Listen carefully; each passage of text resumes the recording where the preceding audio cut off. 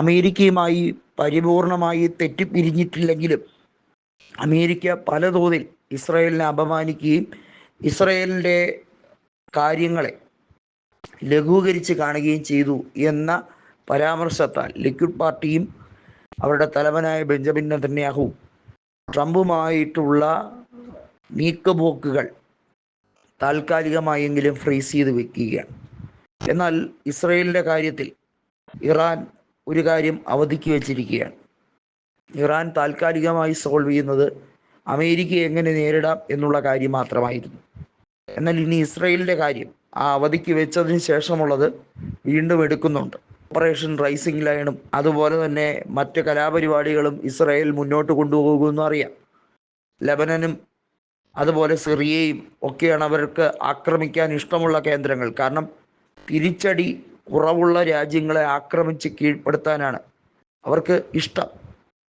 യമൻ്റെ തലവനായ യഹിയ സരിയെ തലയ്ക്ക് വിലയിട്ട് ഇസ്രായേൽ ഭരണാധികാരി ഇങ്ങനെ അലറി അട്ടഹസിച്ച് നടക്കുമ്പോൾ ഒരു കാര്യം മാത്രം ഇറാൻ പറഞ്ഞു, അസന്നിഗ്ധമായി തന്നെയാണ് പറഞ്ഞിരിക്കുന്നത്.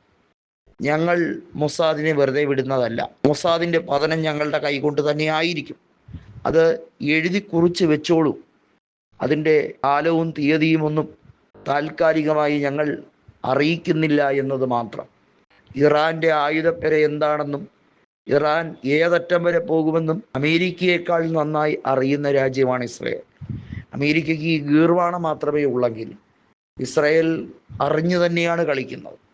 അതുകൊണ്ട് തന്നെയാണ് ഇസ്രായേലിൻ്റെ കാര്യത്തിൽ ഇറാൻ പല കാര്യങ്ങളും അവധിക്ക് വയ്ക്കുന്നത്.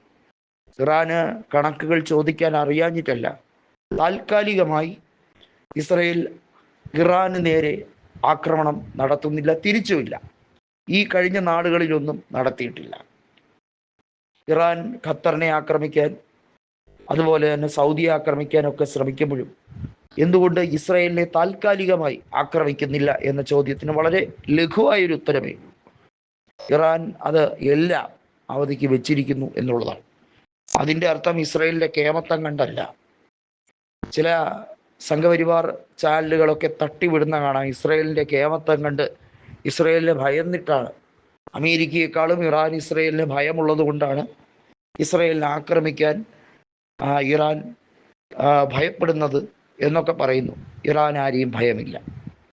ഇറാൻ്റെ ഭൂഗർഭ അറകളിലുള്ള ആയുധ ശേഖരം എന്താണെന്ന് ഏകദേശ കണക്കുകൾ ഇസ്രായേലിന് അറിയാം. അതുകൊണ്ടാണ് ഇറാൻ ആണവായുധ പ്രവർത്തനവുമായി, ന്യൂക്ലിയർ എൻറിച്ച്മെൻറ്റുമായി മുന്നോട്ട് പോകുമ്പോൾ ഏറ്റവും കൂടുതൽ ആദി പിടിക്കുന്ന രാജ്യം ഇപ്പോഴും ഇസ്രായേൽ തന്നെയാണ്. അവർക്കറിയാം അവരുടെ ചെയ്തികൾക്ക് എന്നെങ്കിലും കണക്കിനൊത്ത പ്രഹരം കിട്ടും. ഈ ഭൂലോകത്ത് നിന്നും 25,000 സ്ക്വയർ കിലോമീറ്റർ ഞങ്ങൾ തുടച്ചു നീക്കുമെന്ന് മുജ്തബ ഖമേനി പറയുന്നുണ്ടെങ്കിൽ അത് അടിവരയിട്ട് തന്നെയാണ് പറഞ്ഞിരിക്കുന്നത്. അതിനകത്തൊരു മാറ്റവുമില്ല.